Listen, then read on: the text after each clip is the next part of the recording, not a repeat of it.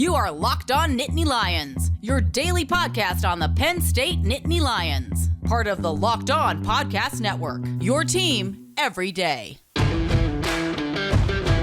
Thanks so much for making Locked On Nittany Lions your first listen and watch every single day. We are free and available wherever you get your podcasts. My name is Zach Seyko, your host, and I am joined by Rivals writer Dylan Callaghan Croley, covering all things recruiting for Penn State. Who else too, Dylan? Like Michigan State, Oregon State, you're just about everybody. Yeah, Michigan State, Minnesota, Oregon State, a little bit of everything all across the country. So you're plugged in, you're connected, and so you'll know if there's a Big Ten recruit, even if they're not totally involved with Penn State, that you'll get the ultimate perspective of what options they're weighing. Yeah, that's a pretty good way to say it. If they're a notable Big Ten prospect, I probably not toot my own horn, but probably have a decent idea of what their recruitment is looking like and where they'll probably eventually end up.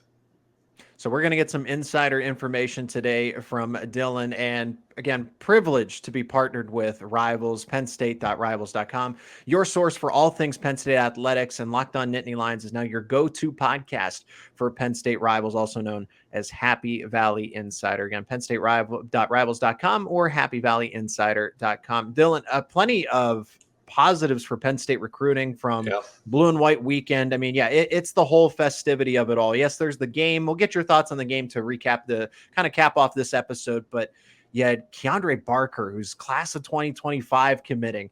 You have interest from multiple other running backs, Corey Smith, Justin Baker. So we're going to talk about all these individual recruits, plus the linemen that Penn State is targeting as well. Phil Troutwine, James Franklin, continue to do just an incredible job. But I think we need to really save all the applause for the work that J1 Seider has done for the past 5 years now.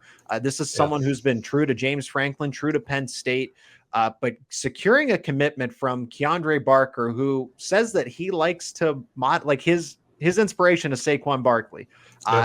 From the tape that I've seen, a little bit of respectable game that does resemble Saquon Barkley in a sense, at least from the highlights that I've seen, just the blazing speed, the ability to stay on his feet through contact.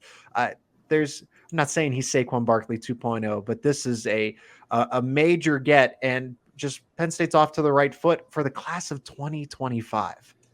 Yeah, I mean, this it continues to roll for them on the recruiting trail just in general. They've now had 6 or 7 commitments this month between 2024 and 2025, I believe it is.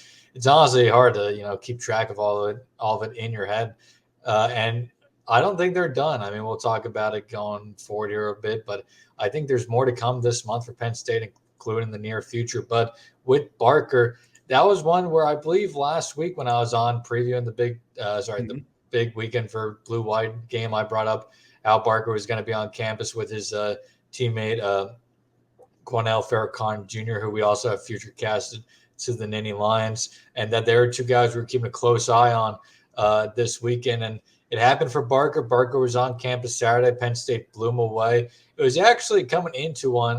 My sources at Penn State weren't getting the same feeling that we were getting on the outside of that this could be one that ended this weekend in a commitment. But that is what it eventually did end up. They had to hit a home run on Saturday. He loved the entire visit. And then shortly after leaving campus on Saturday night, he tweeted out that he was ready to make a commitment. And usually when a kid makes that type of announcement just hours after a visit, it's probably a pretty good sign he's going to end up at that school. And then on Sunday afternoon, he committed to the Nittany Lions, their 3rd commitment of that 2025 recruiting class, joining Jalen Matthews and Amari Gaines from New Jersey. Another, we talk about Penn State just cleaning up at running back. They're cleaning up in New Jersey as well right now, which we'll talk about in future episodes, I'm sure.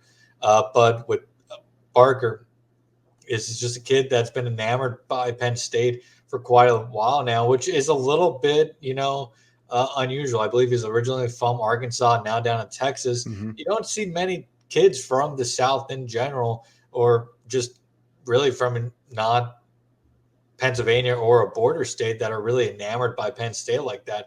But him and Farrakhan Jr. have both been enamored by Penn State, and it ultimately ended up in this commitment.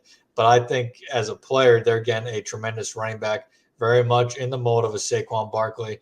Obviously not going to say he's the next Saquon. That's a lot of pressure to put on a kid. Yeah.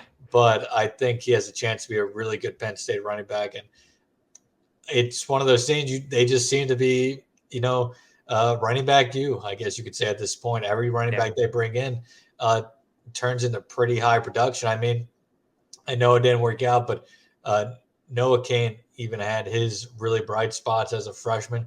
If he didn't get injured throughout his career here in Happy Valley, I think he would have had quite the career as well. Kevon Lee had his fair share of flashes as well. It's not like those two running backs did not have great production here. They were pretty productive. Kevon Lee, especially for a guy who was playing behind a bad offensive line. So I think the future is really bright, not just for Barker in the blue and white, but pretty much anybody who signs with Penn State at that running back position, because I'm not sure there's anybody in the country right now that's matching what Penn State's doing at that position on the recruiting trail or on the field. I mean, Georgia's obviously done pretty good themselves, but since Saquon, there's Miles. Journey Brown would have been a top 2-round draft pick had he not had the heart condition. And now you got, like you said on Twitter the other day, you have two running backs that could legitimately be Heisman contenders if they were a lead back this year for the Nittany Lions. Yeah. And I was going to say, let me take that a step further, because Journey Brown is somebody that shouldn't be forgotten about with what he was, a 3-star prospect that Penn State was developing into potentially, honestly, I think a 2nd-round pick. I think a 1st round would have been too lofty had it not been for a devastating, tragic medical condition that just keeps him from playing, because he would have. And that's part of the reason that 2020 team, between Noah Cain going down with the knee injury and then Journey Brown being taken away essentially from the team because of unfortunate circumstances, people, they look at the 4-5 season and are like, that was just a putrid team. And it's like, with everything going on, your morale is completely drained. Yes. So go ahead. No, I was just going to say, and for a system that no matter who the offense coordinator has been, it's always been reliant on having that home run type running back. And during 2020 and even 2021, they just didn't have that because Noah Cain was often injured. And after he started getting injured, his speed kind of was zapped a bit. And Kevon Lee is a good running back, but he just never had that home run speed that if a hole opened up, that he was for sure going to the house. I remember, I think it was against Indiana, he had a pretty open hole one time and on Penn State side of the field, and then eventually got brought down around the 50. Mm-hmm. But any other running back Penn State's had over the last few years in that starting position, most of the time would take that all the way for a touchdown. But so I mean, I definitely agree with that assessment of the 2020, 2021 season. When you miss that type of running back, it's really hard to replace when they're that big of a part of your offense. And final thoughts on Barker. So he does have that breakaway speed. That was the first thing I immediately noticed on tape, other than just, again, to be able to remain upright and good balance, that takes a lot to run through that contact in the open field. So it's that balance, it's that footwork, and that just that ultimate, the leg strength and the ligaments to continue your run rather than going down at the point of contact. But also he is someone with blazing speed. I saw somebody post about how in a 100-yard dash, he's running close to almost 11 seconds. That's really impressive. And you brought up that he went from Arkansas over to Texas. So the Woodlands High School in Texas is one of the biggest high school preparatory schools when it comes for football. I wouldn't say that maybe it's necessarily IMG Academy where it's just fully focused on sports athletics. But when you look at the Woodlands in Texas, I think if you ask somebody that's native around there, they're going to say, probably list them in the top 5 when it comes to developing high school football players. Absolutely. And just when you're able to have the production that he had in high school, I mean, it's impressive when you're Nick Singleton, you could do it against, Pennsylvania high school talent. As somebody who, beyond my Rouse work, covers Pennsylvania high school football in general, and knows a lot of players in the state, I am a big believer in Pennsylvania high school football. I will always vouch for it.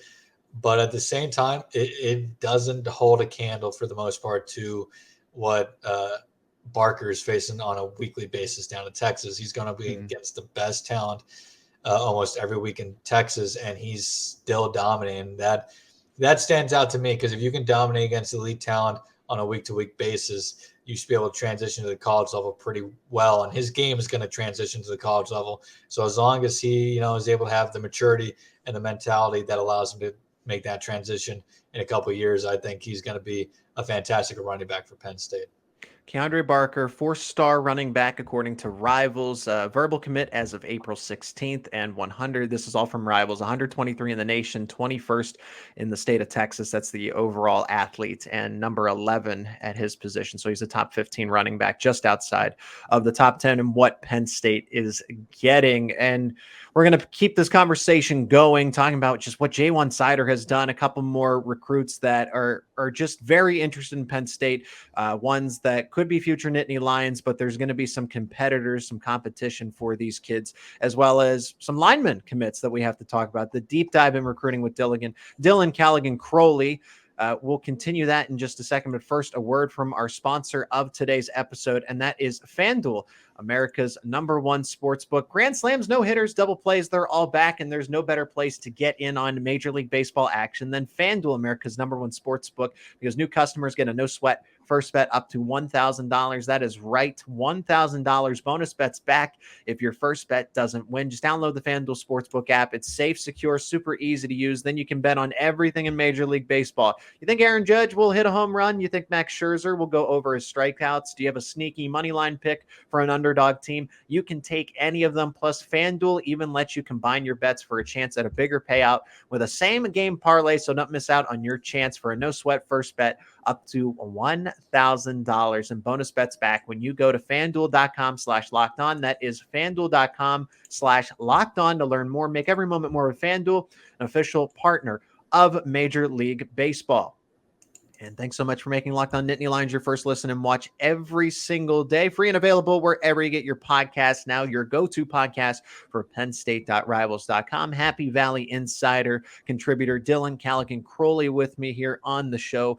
And of course, you'll see our Twitter handles on the screen if you're watching, but follow us at Zach_Seyko and Rivals Dylan CC on Twitter. Okay, so J1 Seider, I think, again, really deserves a lot of credit for everything he's done. He's one of the best recruiters, period, in the nation. I would put in the conversation and Elijah Robinson at Texas A&M. I would put Brian Hartline and J1 Seider kind of in that group of the best recruiters, period, when it comes to getting the athletes perfect for those respective programs. So what, Dylan, if you can provide any perspective, what is it about J1 Seider where he's able to resonate with some of these kids, the message, and then just ultimately how it translates when he becomes more than from recruiter to then turning into a coach? Yeah, I think it's just something that's really throughout the entire staff that really helps them on the recruiting trail is just how much a Penn State's coaching staff, when it comes to recruiting, yes, they're recruiting you to come to Penn State, be an athlete, all that, but they care for you much more than just on the field. These coaches are talking to these kids about life in general, and that's up and down the coaching staff, not just the positional coaches, but the recruiting assistants who probably talk to a lot of these kids almost more than some of these positional coaches as well, and deserve a lot of credit for what they're doing.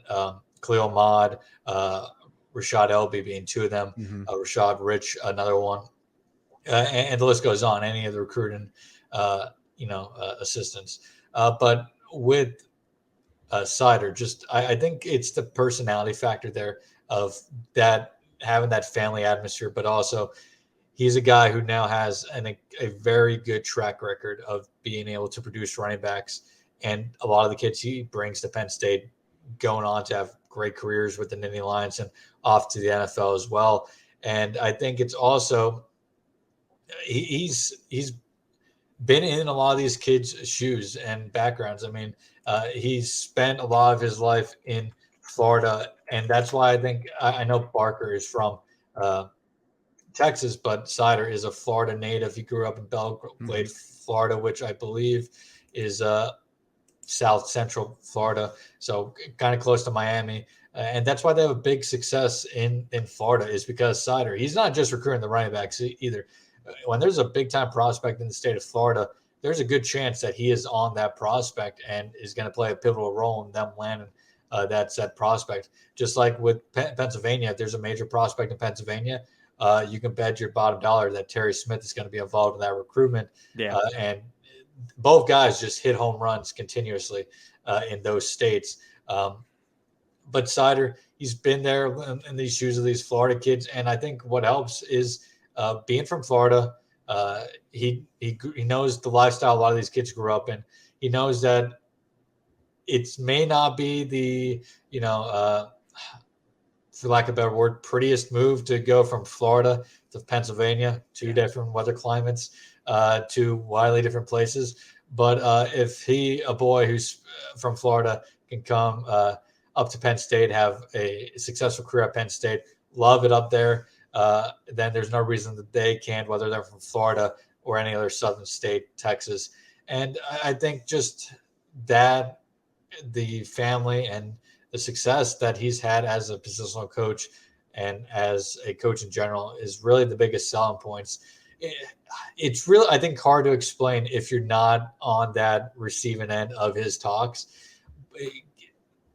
But I think in general, all these great coaches, when they come to recruiters, are just really great charismatically, and charisma sells, especially to parents who, while selling the kid is important, you got to sell the parents just as much.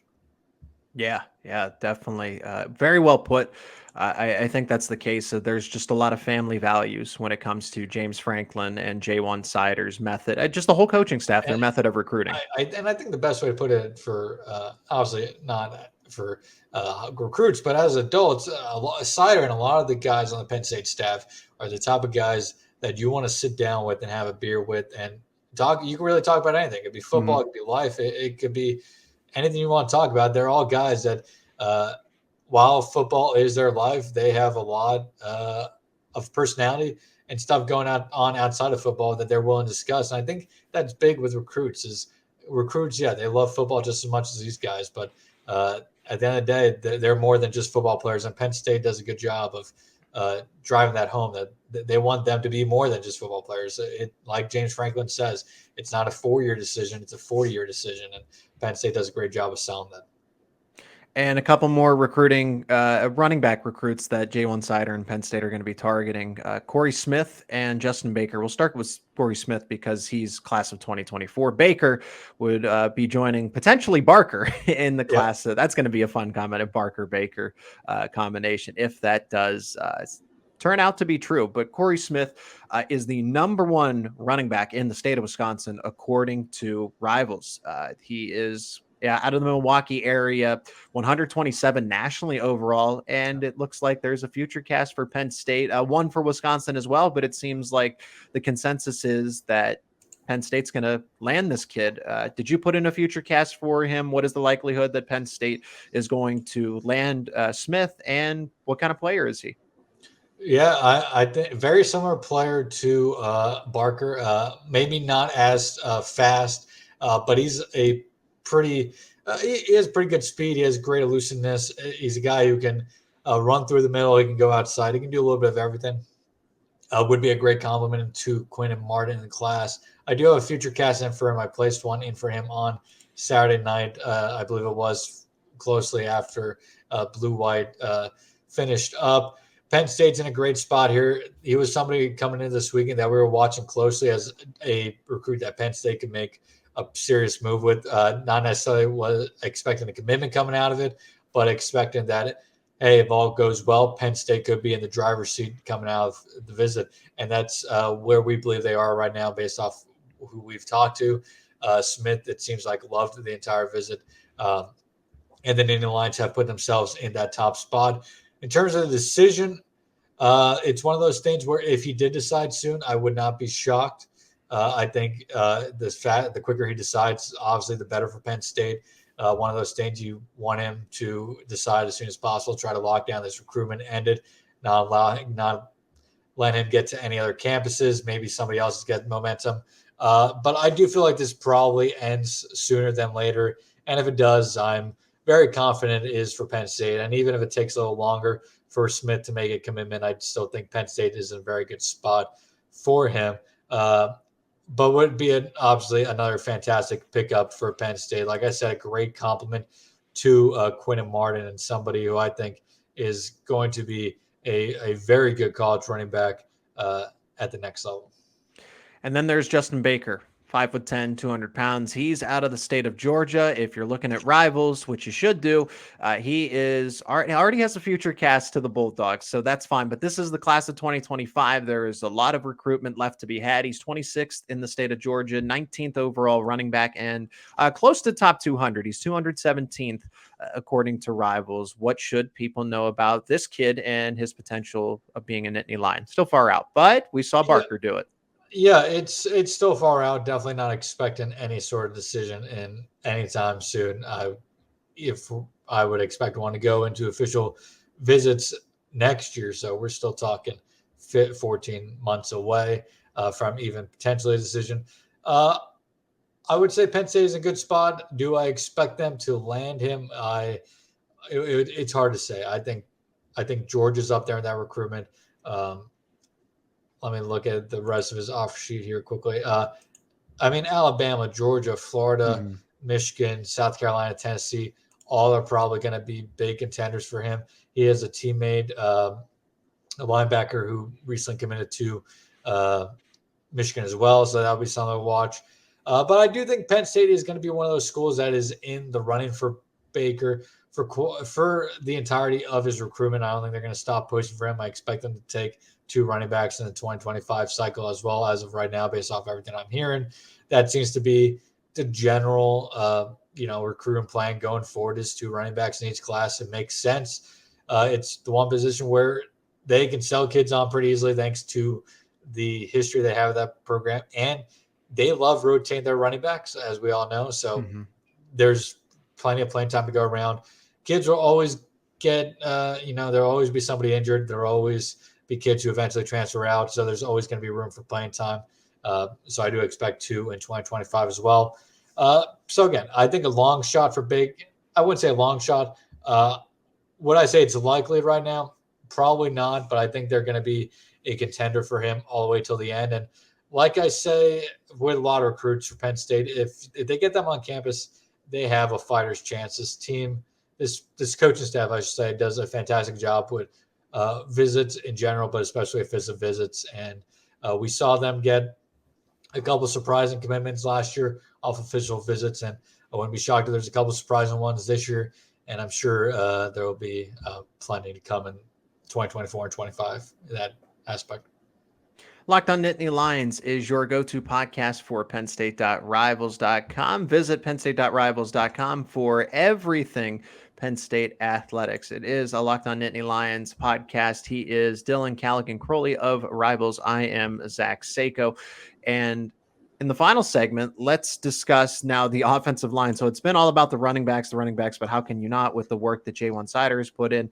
But something that shouldn't be forgotten, and the guys that open up those running lanes for the backs, the guys in the trenches, and what Phil Trautwein has done, where the offensive line has gone from a liability to now a strength. And honestly, for the upcoming 2023 season, the best offensive line that James Franklin has had in his tenure, but the bar keeps getting raised, right? Like this statement continues to be true just because Trautwein and Franklin just move the bar with the talent and the development of these players, and you have all your scholarships back. So that does happen to help a little bit compared back all the way back to 2014 when Franklin took over the operation. But Donovan Harbour is someone that is at the time of, if you watch this episode today, April 18th, Donovan Harbour out of Wisconsin. So we're going back to Wisconsin in that Milwaukee area again, is set to make a commitment. He's got a future cast to Penn State. He's got a future cast to Wisconsin. Class of 2024, the number 2 prospect in the state of Wisconsin. So go figure. You have the running back in Corey Smith, who's the number 1 prospect, and then right behind him is Harbour. So Dylan, is Harbour going to verbally commit to Penn State? Is he going to go to the Badgers and Luke Fickell? And what kind of prospect is Penn State getting if they're able to hit this home run here? Yeah, so I think as of if our listeners are listening to this on Tuesday when it's released, we're probably about 8 to probably somewhere, you probably listen somewhere between 4 and 8 hours away from the commitment time. He's projected to commit at 2:30 p.m. Central Time on Tuesday, 3:30 local time here in Happy Valley.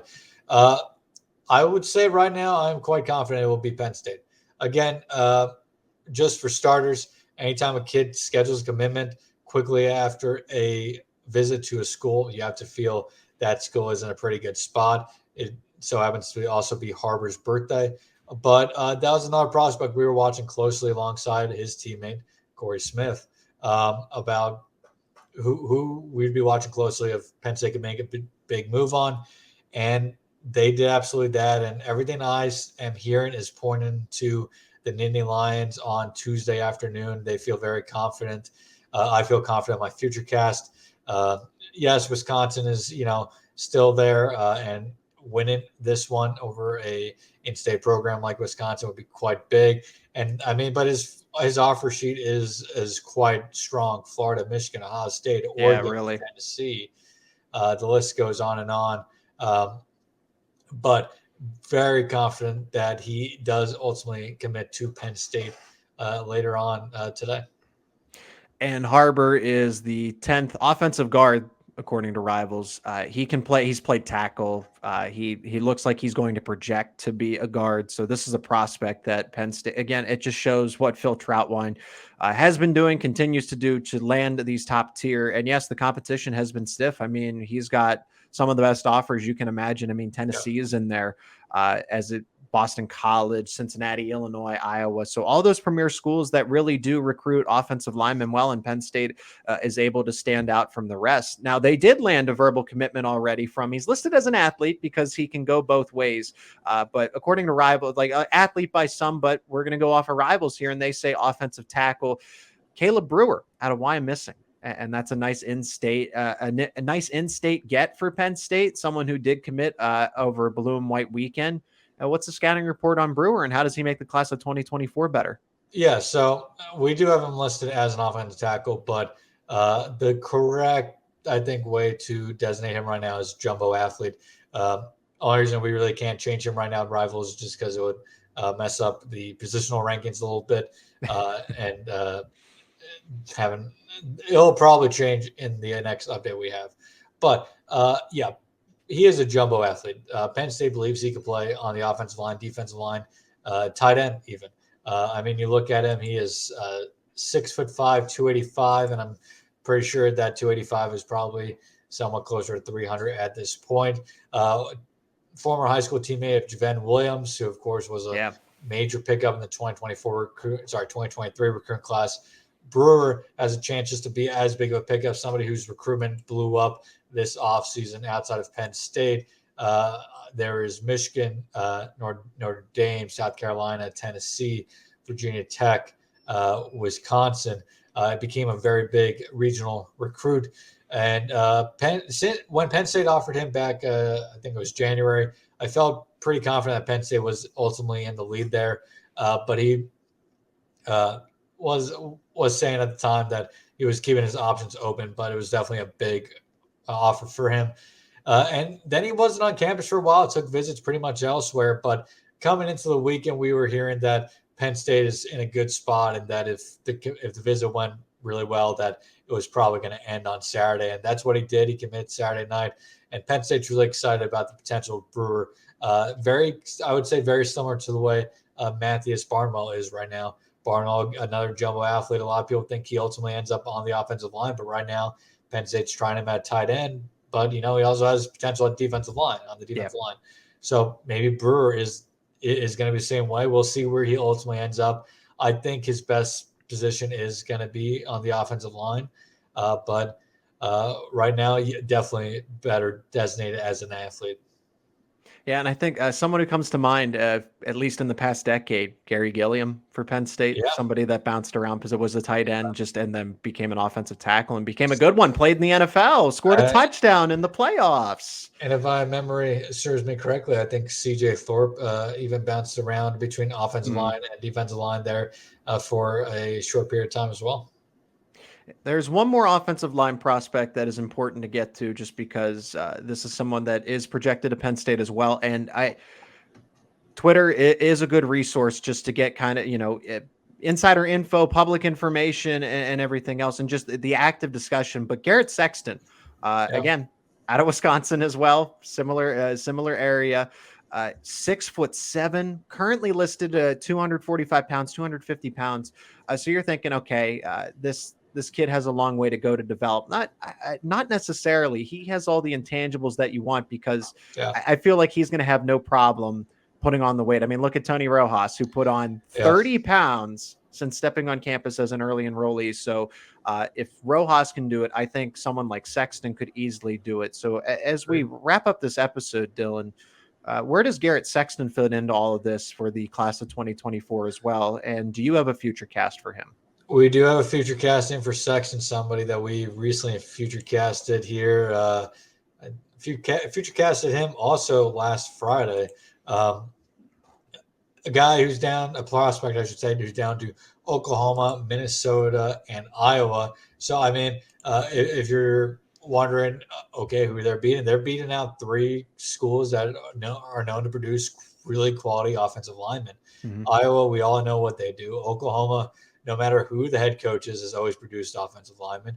And Minnesota probably is underrated when it comes to producing offensive linemen, because they've produced quite a few ones, including John Michael Schmidt just in this last in this upcoming NFL draft, who is arguably the best center in the entire draft. So if you're beating out those 3 potentially for an offensive lineman, that's probably a great indication of the type of player this kid is. And we think Garrett Sexton's going to be a really high potential kid here. 6'7". I mean, there's 3 things you really can teach: athleticism, speed, and size. And he has that size, 6'7".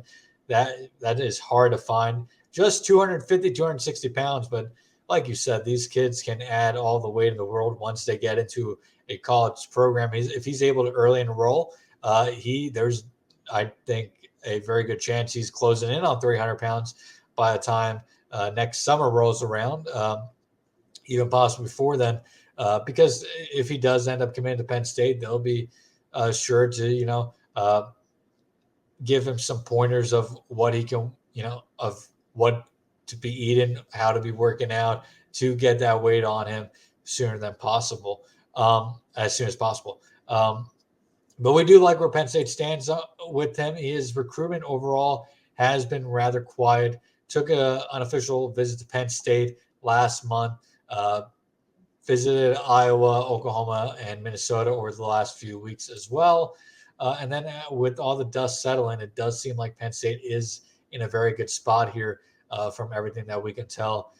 Decision is currently set for May 1st, but I would not be surprised if a decision comes before then either. A lot to digest there when it comes to Penn State recruiting after Blue-White weekend, but no one better to do it than Dylan Callaghan Croley of Rivals. Dylan, where can everyone keep up with all your work personally and all your contributions across the board when it comes to college football? Absolutely. You can obviously follow Penn State Rivals are at Happy Valley Insider, pennstate.rivals.com. And then you can follow me on Twitter at RivalsDylanCC. Where you can find all the other sites that I write for if you're ever interested in Minnesota, Oregon State, or Michigan State recruiting. Or if you're interested in the high school stuff, you can find me over at the Prep Red Zone Network for Pennsylvania as well.